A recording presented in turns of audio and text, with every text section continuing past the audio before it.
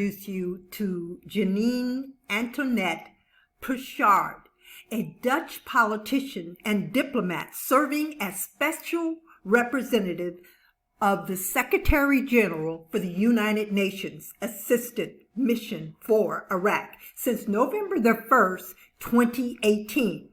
Now, for years, we have heard about the CBI, Central Bank of Iraq, the IMF, International Monetary Fund, but we have heard little about Mrs. Pritchard. I believe I'm pronouncing that correctly.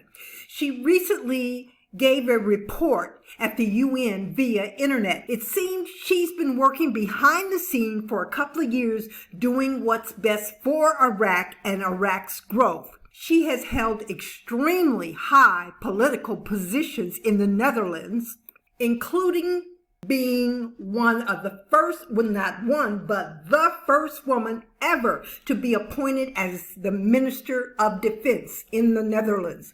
And this means that this was between 2012 and 2017. She headed up the Royal Netherlands Armed Forces, which includes the Army, the Navy, Air Force, and the military and border police.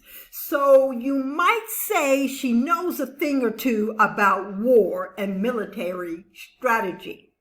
Things are happening, but we are not privy to this information.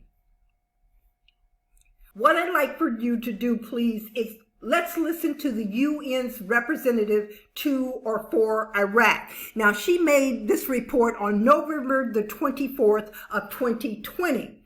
The devalue occurred on or around December 19th of 2020. So I now give the floor to Ms. Janine Hennis Pritchard. Ms. Pritchard, the floor is yours. Thank you, Madam President, distinguished members of the Security Council. In my last briefing to you, I stated that the government of Iraq is operating in the eye of multiple storms at once.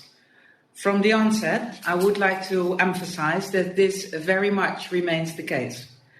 Several distinct yet interlinked and mutually reinforcing crises on the political, security, economic, financial, social, and of course sanitary fronts.